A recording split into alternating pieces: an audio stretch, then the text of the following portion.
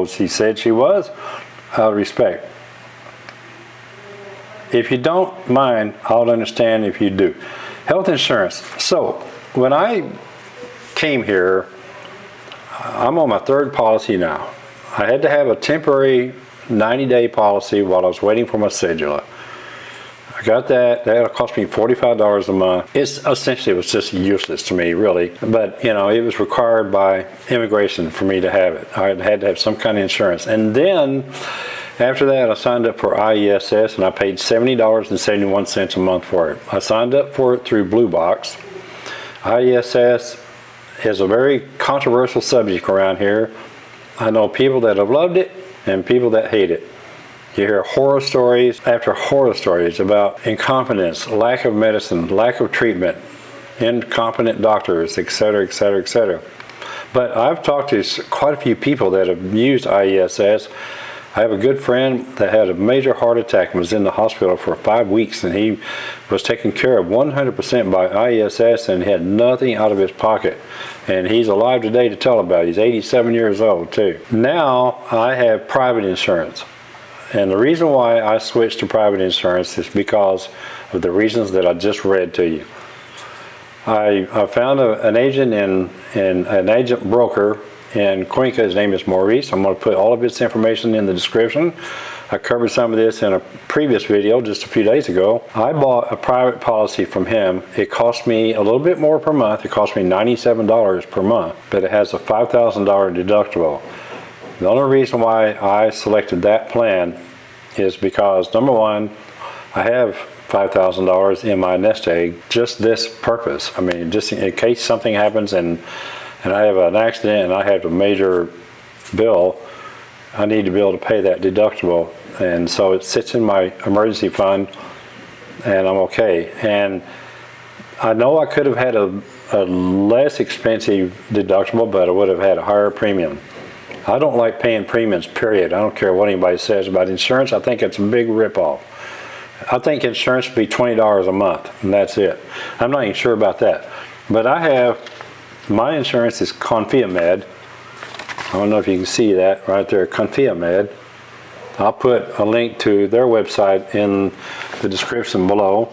And there's about 5 or 6 pages here of everything that's covered, but it's all in Spanish, so I can't really tell you, exactly what it is, but I recognize there's laboratory, there's imaging, there's medicamentos, ambulance, everything. I'm fully covered. And what he told me, and I asked Maurice about this IESS, and he told me that since I'm over 65 and since I have a cedula, if I have an emergency, I will most likely be using IESS because I'm entitled to it because of the fact that I'm basically a resident here and I have a cedula. My instructions are, and I'm going to have a little laminated card made and keep it in my wallet at all times in both Spanish and English that gives instructions to the doctors that as soon as I'm in the emergency room, they're to contact Maurice.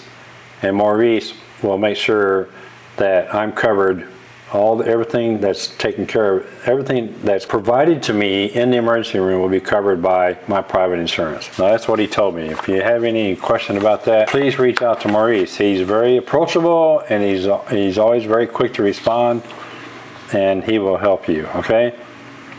So I pay $97 a month and I'm insured. I'm covered.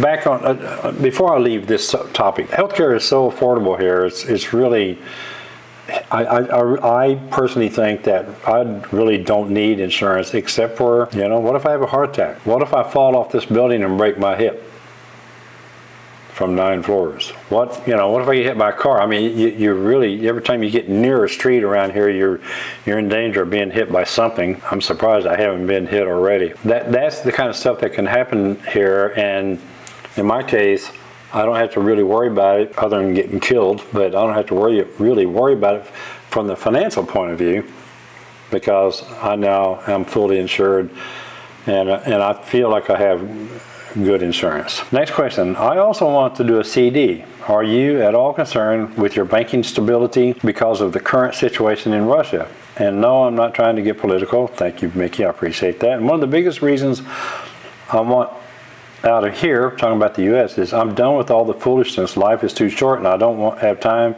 or patience for that crap. Laugh out loud. In fact, that should be one of the questions. Are there many of those crazy people there? Crazy people in Ecuador from the U.S.? Yeah, not only from the U.S., but there's some from Canada too. There's some from Australia. They're from all over the world. The world's full of crazy people. Sometimes I think all of them came to Ecuador. But anyway, are there many of these crazy people there? The anti-everything people who bitch about everything and want you to be grouchy too. I hope not. Rant over. Okay, so she's done ranting. I feel very secure with my CD investment at JEP Cooperative. JEP Cooperative is a huge major bank that's been here for like 150 years or something like that, and they've been in. They have a parent or an associate branch in Miami, Florida. Been there like 30 years. That's Banco Pichincha. They have billions in assets, and they're just a very solid bank. They're a savings and loan. They don't have a checking account. They do strictly mortgages and loans and savings. And they currently pay 8% or 8.5% on 1 year CDs. I don't think Russia is going to impact the security of my CDs whatsoever. I'm really more worried about a nuclear war, to tell you the truth. The United States getting blown to bits, and that would include the Social Security Administration. Then how would I get my pension? That would be, I worry more about that than I do about JEP and lose the money in my CDs. Number 3, truthfully, do you think that a woman would be safe alone there in Cuenca? I'm 5'4" and 125 at most. Not very intimidating. Well, get some pepper spray and you'll be intimidating. By the way, thanks for the mace video too. Yeah, I think you'll be safe. You just need to use common sense, Micki. Just got, you know, if you're going to go out, don't go roaming around Cuenca or Mata or anywhere by yourself at night, especially. Just not practical, you know. I could say the same thing for the United States. Go out with the girls, take taxis, don't walk everywhere at night. During the day, you'll probably be okay.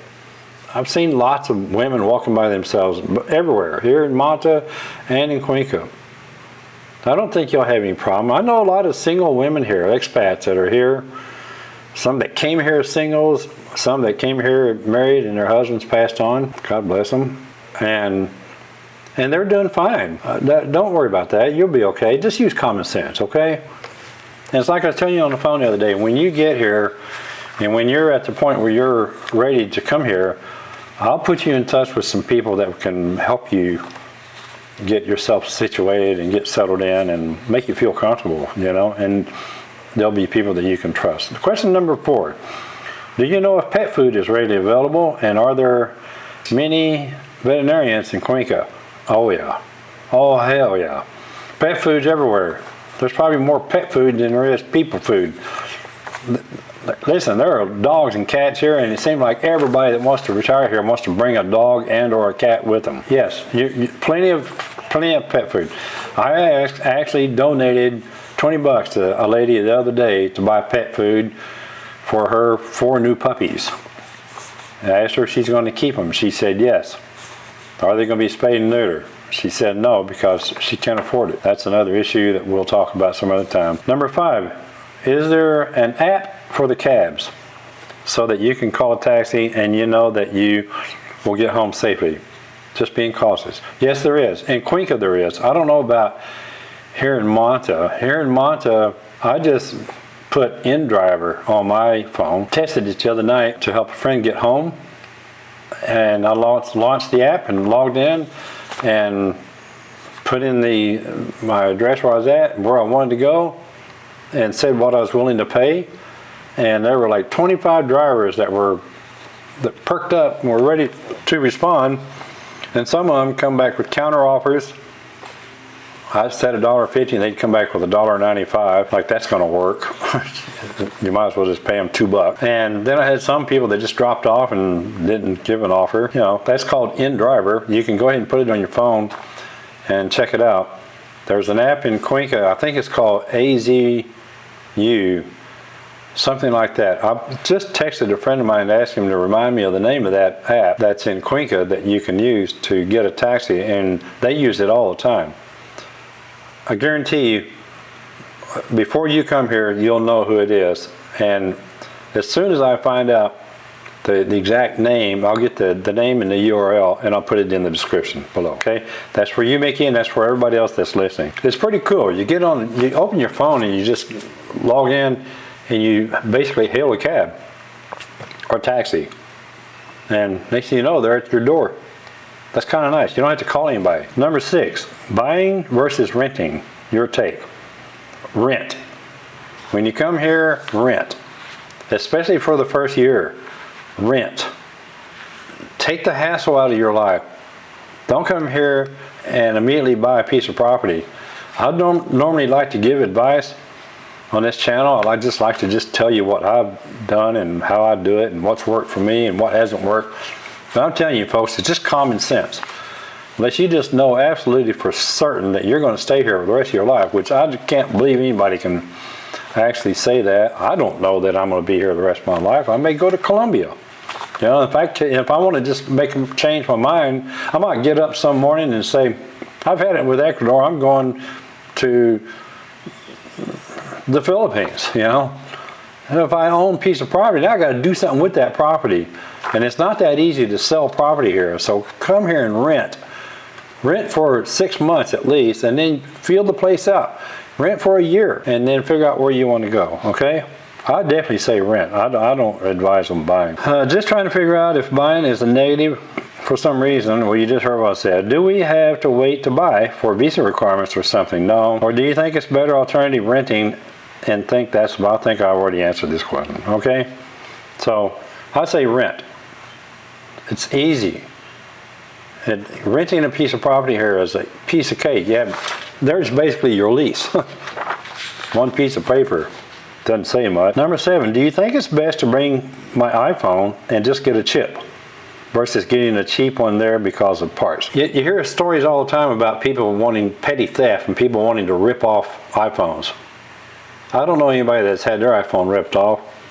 I have an iPhone. I've lost it twice and taxis brought it back to me. I can't get rid of the damn thing. I also have a $133 Samsung phone that I bought when I was in Cuenca. The only reason why I'm not using it right now is because I haven't figured out how to transfer all my WhatsApp contacts over to it. And if anybody knows that, please put it in the description. You'll be my buddy for life. Because I really don't want to carry my iPhone around. I'd rather carry this. If somebody's going to steal my phone, take my $130, Samsung phone instead of my $800 iPhone XR. You can come here, get a chip here at Claro the first day you're here, and you can use it. But if you have WhatsApp on your phone, there's no rush to get a chip. You don't have to have one.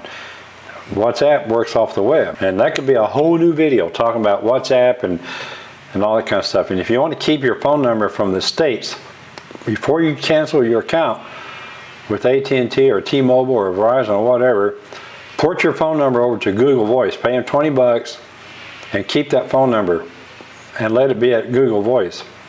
You'll thank me later for that. I should probably do a video on that too, because that's a big topic. A lot of people have a hard time with that. I'll do a video on that, folks, I promise, okay? Last question, I almost forgot. Are medications available that are similar to ours? Yes, there is all kinds of healthcare here, and there's all kinds of medicine here. I do have to say that 99.99% of all medications here is generic. The reason why, affordability. My blood pressure medicine that costs like $200 a month that Medicare paid for back in the States cost me $38 here. And to tell you the truth, I think it's better.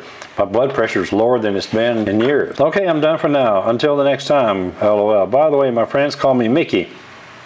Her name is actually Michelle, but okay, Micki. That's what I'm going to call you. But anyway, if you have any questions about those questions or any of my answers, folks, just leave a comment in the comment section. If you like this channel, please subscribe. If you like this video, please give me a thumbs up. And if you want to know when I post my next video, there's that bell right there, okay? From Monte, Ecuador, thanks for watching. Ciao.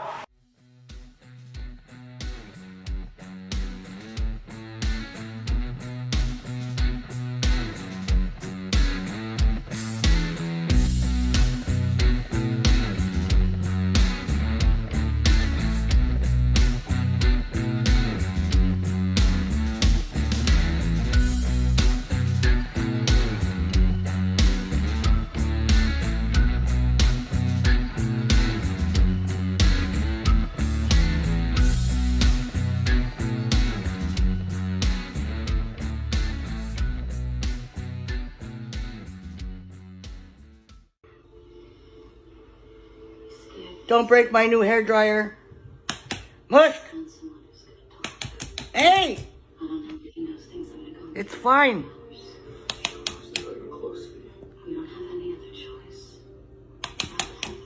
Mushki is not gonna... Hey! Brat!